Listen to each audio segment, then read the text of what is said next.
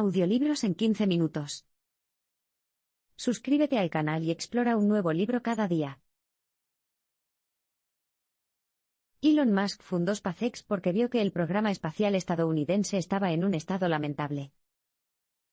Elon Musk quiere que habitemos Marte. Dado que el calentamiento global amenaza la vida en la Tierra, cree que debemos abandonar nuestro planeta o prepararnos para fracasar como especie. En Marte, podemos diseñar un nuevo mundo verde, un nuevo Edén. Esto es lo que impulsa a la empresa de Musk, SpaceX, a construir naves espaciales capaces de realizar un viaje tan largo y peligroso. Aunque SpaceX es todavía muy joven, la compañía ya tiene una larga historia. Musk se sintió desencantado por la falta de ambición que vio en la exploración espacial estadounidense. Mientras miraba a su alrededor en los primeros días de SpaceX, vio a la NASA y a otras grandes compañías aeroespaciales y pensó, ¿es eso? El mensaje clave aquí es, Elon Musk fundó SpaceX porque vio que el programa espacial estadounidense estaba en un estado lamentable. La historia de SpaceX comienza en el año 2000. Musk recorría la autopista de Long Island con un colega empresario llamado Adeo Resi.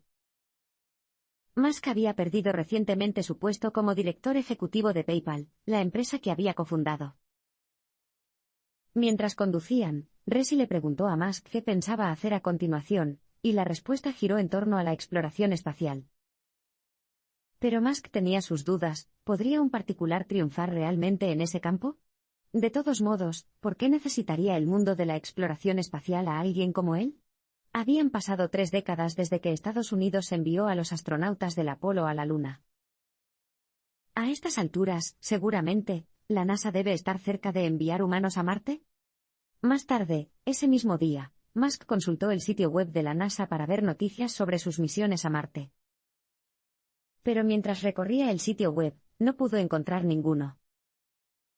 Estaba asombrado. Para entender más, comenzó a asistir a conferencias espaciales en California. Y fue allí donde descubrió la verdad, la NASA no tenía previsto enviar personas a Marte en el corto plazo. Entonces, quizás un particular como él podría marcar la diferencia, después de todo. Si la NASA fuera tan poco ambiciosa, tal vez fueran los empresarios los que deberían explorar el espacio. Musk empezó a soñar a lo grande. Se imaginó construir su propio cohete y, solo 2 años después, las cosas realmente se pusieron en marcha. Convocó una reunión de destacados ingenieros aeroespaciales. Mientras se reunían en el Hotel Renaissance de Los Ángeles, Musk explicó sus planes. Su respuesta fue solo una risa. Uno incluso decía, ahorra dinero, chico, y ve a sentarte en la playa. Pero estos ingenieros, por muy experimentados que fueran, no conocían a Musk. En todo caso, se habría vuelto aún más decidido. Iba a construir su cohete. Desde el principio, SpaceX tuvo un enfoque poco convencional que lo hizo más dinámico. Cuando Musk reunió a los principales ingenieros aeroespaciales en ese hotel de Los Ángeles, no todos se mostraron despectivos. De hecho, algunos mostraron entusiasmo, como Tom Mulla y Chris Thompson, ambos estrellas emergentes en el mundo aeroespacial. Musk creó su nueva empresa, Space Exploration Technologies, o SpaceX, el 6 de mayo de 2002. La ambición era construir cohetes baratos y de alta calidad rápidamente. Mulla y Thompson fueron de los primeros en unirse y, muy pronto, empezaron a darse cuenta de que, en SpaceX, las cosas iban a ser diferentes. El mensaje clave aquí es, desde el principio, SpaceX tuvo un enfoque poco convencional que lo hizo más dinámico. En primer lugar, Musk tenía un enfoque muy práctico a la hora de contratar.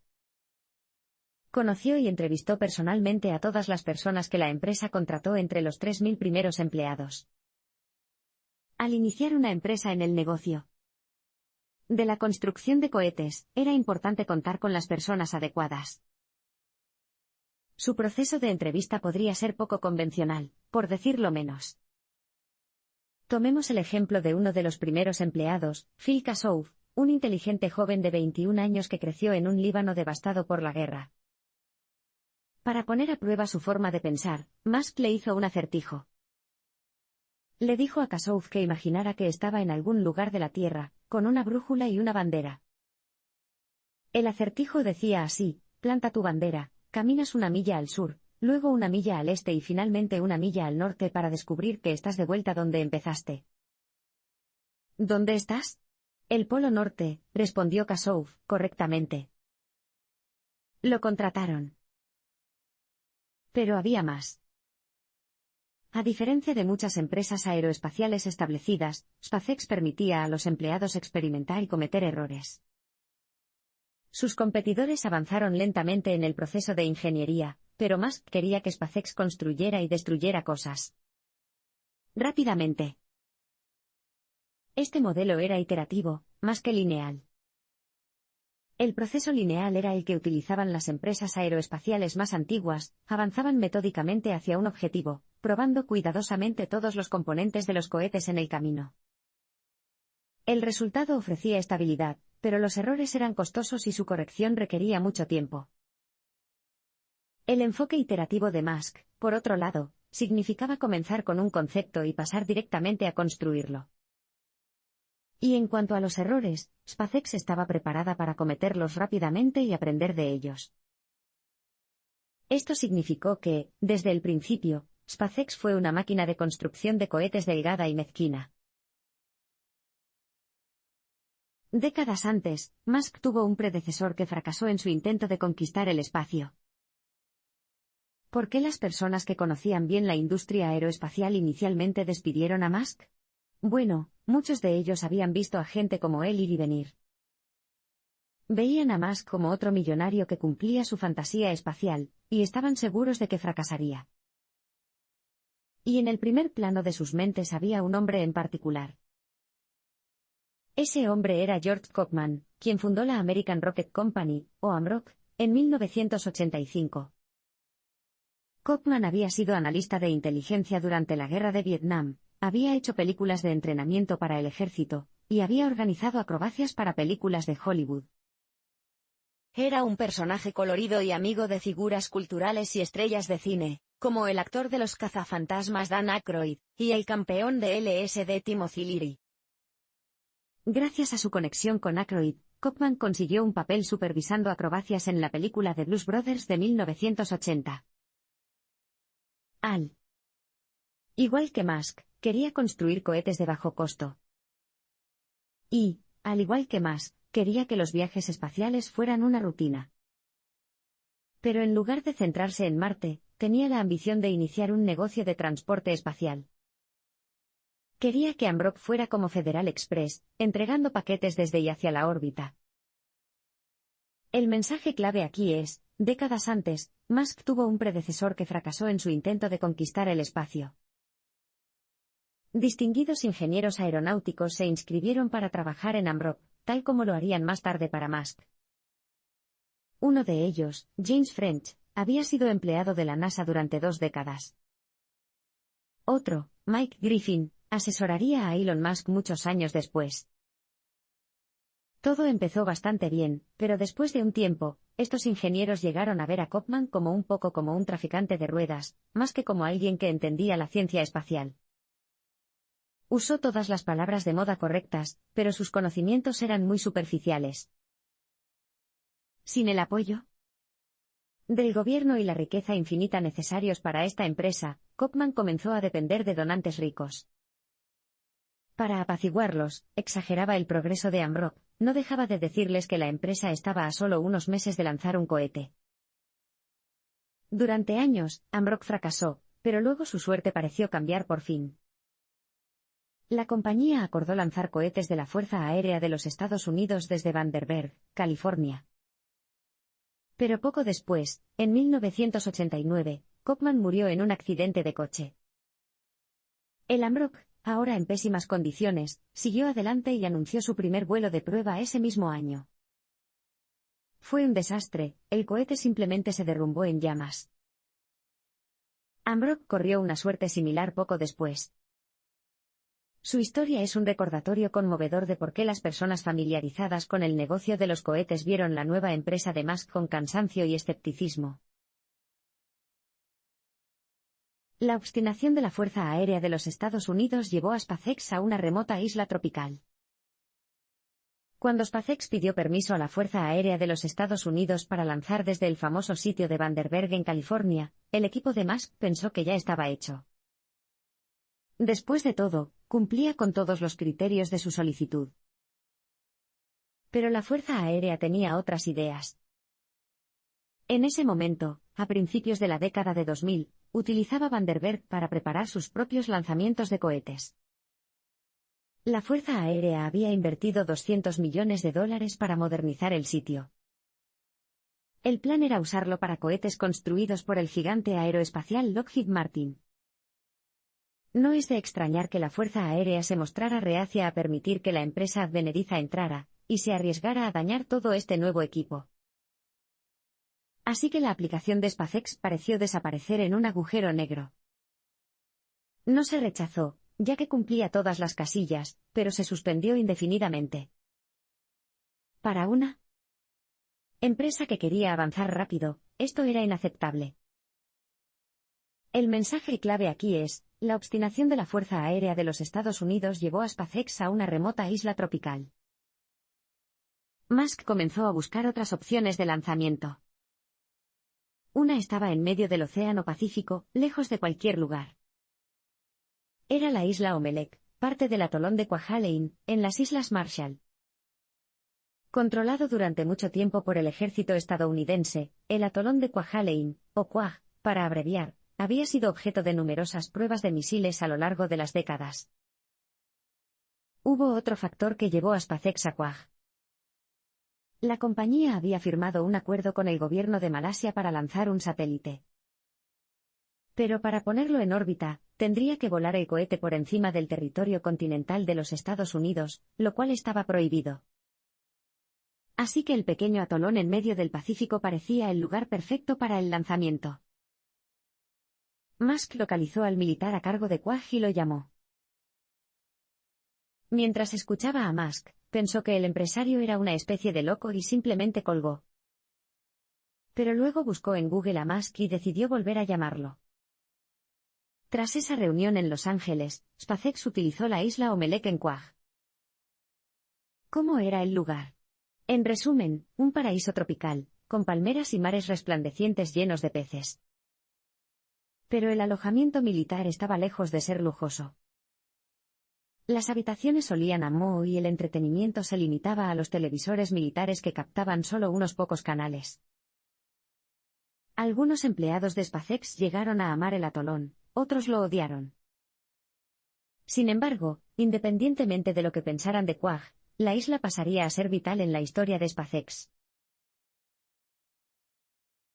El primer lanzamiento de SpaceX en Kwaj no salió según lo planeado. El viernes 24 de marzo de 2006, casi 6 años después de que Musk fundó SpaceX, su incipiente empresa estaba lista para lanzar su primer cohete, llamado Falcon 1.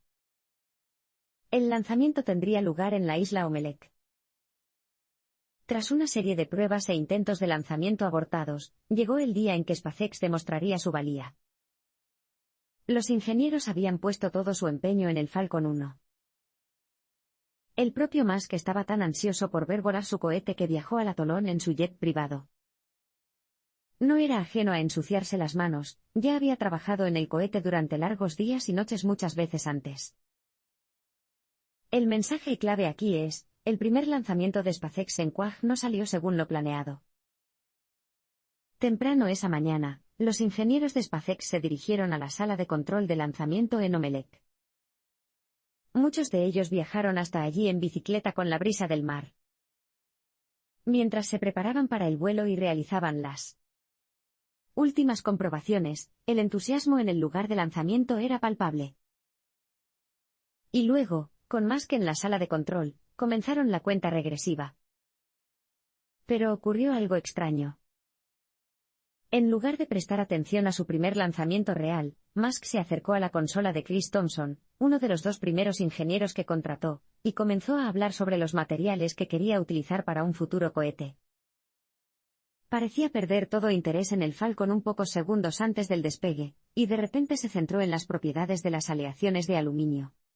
Fiel a su estilo, la mente de Musk siempre estuvo puesta en el futuro, incluso en este momento tan extraordinario. Mientras el equipo de SpaceX observaba sus pantallas, la llama del Falcon ardía intensamente y el cohete sobrevolaba la isla tropical. Pero segundos después, el motor pareció incendiarse. Hubo jadeos de consternación en la sala de control. El cohete dejó de elevarse y, finalmente, volvió a caer en picado a la tierra. Una imagen de cámara de la plataforma de lanzamiento mostró trozos de metal en llamas que se estrellaban contra el océano. Tras 6 años de arduo trabajo, el fracaso de Falcon supuso un duro golpe para todos los miembros de la empresa. Esa noche, mientras el equipo ahogaba sus penas, el hermano de Musk, Kimball, un chef profesional, trató de animarlos cocinando un gran guiso de frijoles y tomate. Luego, a la mañana siguiente, cuando los miembros del equipo regresaban al lugar de lanzamiento para inspeccionar los daños, descubrieron que los isleños habían hecho un hermoso gesto. Más de 100 personas, en su mayoría civiles, se habían reunido en el puerto para ayudar en la misión de salvamento. Musk había empezado a entender, lanzar cohetes es difícil. Habría más fracasos drásticos por venir. Pero ahora no se iba a rendir. SpaceX no temía enfrentarse al orden establecido. A lo largo de la historia de SpaceX, ha habido muchas ocasiones en las que Musk ha tenido que molestar a actores establecidos de la industria. Al enfrentarse al escepticismo de las grandes compañías aeroespaciales, el gobierno y el ejército, su instinto fue abordar los problemas sin rodeos. Su ambición era cambiar las cosas, impulsar aún más la exploración espacial tras décadas de estancamiento. Desde luego, no iba a tomar el camino fácil. Al principio, Musk organizó un evento espectacular para anunciar la llegada de SpaceX. Mientras desarrollaba el Falcon 1 en 2003, Musk decidió que la empresa necesitaba hacerse con el protagonismo. Quería mostrarle al mundo lo que SpaceX podía hacer saber a la vieja guardia que había un nuevo actor en la ciudad, y también hacer publicidad entre los clientes potenciales. Musk comprendió el poder de un gran espectáculo, por lo que decidió llevar su cohete a Washington, D.C., el centro mismo del poder estadounidense. El mensaje clave aquí es, SpaceX no tenía miedo de enfrentarse al orden establecido. El día después del Día de Acción de Gracias de 2003, Musk condujo el Falcon 1 hasta Washington, D.C., y estacionó sus 68 pies frente al Museo Nacional del Aire y el Espacio. Esa noche, cuando hacía mucho frío, Musk pronunció un breve discurso frente al cohete. Si había intentado entrar, lo había conseguido. Más tarde, cuando la NASA decidió adjudicar un contrato de construcción de cohetes a su competidor, Kistler Aerospace, Musk se puso furioso. Kistler estaba dirigido por un veterano de la misión Apolo, George Muller, y la empresa estaba contratando el desarrollo de su cohete de la NASA a grandes actores aeroespaciales como Lockheed Martin y Northrop Grumman. A los ojos de Musk, esto era puro favoritismo, la vieja guardia cuidaba de los suyos. Nunca había licitado el contrato. Musk protestó por la decisión de la NASA. Mucha gente le dijo a Musk que estaba loco por desafiar a la NASA, que solo enfurecería a un posible futuro cliente. Pero el tiempo le dio la razón. La Oficina de Responsabilidad del Gobierno de los Estados Unidos decidió que la NASA no había adjudicado el contrato de manera justa. El acuerdo de Kistler se cerró, y la NASA abrió un nuevo concurso para la construcción de cohetes. Luego, en agosto de 2006, justo cuando los altos directivos de SpaceX comenzaban a sentir pánico por su situación financiera, la NASA llamó por teléfono con los resultados de la lucrativa competencia por contratos. Tras colgar el teléfono, Musk convocó una reunión improvisada de personal en la fábrica. Era extremadamente breve. Bueno, dijo. Ganamos, carajo. Después de varios fracasos, SpaceX simplemente tuvo que cumplir. SpaceX no se dio por vencida después de ese primer lanzamiento fallido. 2 veces más, intentó poner en órbita al Falcon 1 desde Omelec. A pesar de que había progresado en ambos intentos, el cohete nunca llegó al espacio. A los ojos de sus clientes gubernamentales y comerciales, la empresa de Musk no pudo funcionar como se anunciaba. SpaceX necesitaba desesperadamente el éxito en su cuarto intento. Y había razones más apremiantes que solo la reputación y las relaciones públicas. El dinero de Musk se estaba agotando. En 2008, SpaceX programó el vital cuarto lanzamiento para el 29 de septiembre. El mensaje clave aquí es: después de varios fracasos, SpaceX simplemente tenía que cumplir. Pero entonces, justo cuando transportaba el cohete desde los Estados Unidos a Quag, ocurrió el desastre. Mientras el equipo viajaba a Quag en un gigantesco avión militar C-17, con el Falcon 1 en su bodega de carga, los ingenieros empezaron a oír ruidos de chasquidos. Bajaron corriendo, solo para ver que el cohete se arrugaba como una lata de coca. Un cambio en la presión ambiental estaba destruyendo su nave espacial. Milagrosamente, uno de los miembros del equipo de SpaceX, Zach Dan, logró meterse dentro del cohete y liberar la presión. Así de simple, el cohete comenzó a descomprimirse. Las arrugas pronto se suavizaron. Aún así, el cohete sufrió graves daños. Faltaban solo unos días para la ventana de lanzamiento programada. El equipo tuvo que desarmar el cohete por completo y volver a armarlo. Y tenían que hacerlo en el sofocante clima tropical. El equipo de ingenieros expertos de Musk trabajó más duro que nunca para desmontar el cohete, reparar los daños y volver a montarlo. Y cuando sometieron al Falcon 1 a sus pruebas previas al lanzamiento, el cohete los superó. De alguna manera, volvió a estar en condiciones de volar. En cuestión de días, el equipo rescató el objeto aplastado de la bodega de carga y lo convirtió en un cohete listo para volar en órbita. Al amanecer del día del lanzamiento, el 29 de septiembre, el equipo sabía que esta vez el fracaso no era una opción. O el cohete volaría o SpaceX estaría acabado. Así pues, la atmósfera reinante en la sala de control de lanzamiento de Quag estaba llena de determinación e inquietud. Musk y algunos de sus colegas se quedaron en Los Ángeles para ver el lanzamiento en vivo. Comenzó la cuenta atrás. Luego, despegue. El cohete se elevó, y subió, y subió. Esta vez, no paró. Y finalmente, después de 8 largos años, SpaceX puso en órbita un cohete y su carga útil. Lo había conseguido. Elon Musk, el antiguo empresario de Internet que estaba desencantado con el estado de la exploración espacial, convirtió sus grandes sueños en realidad.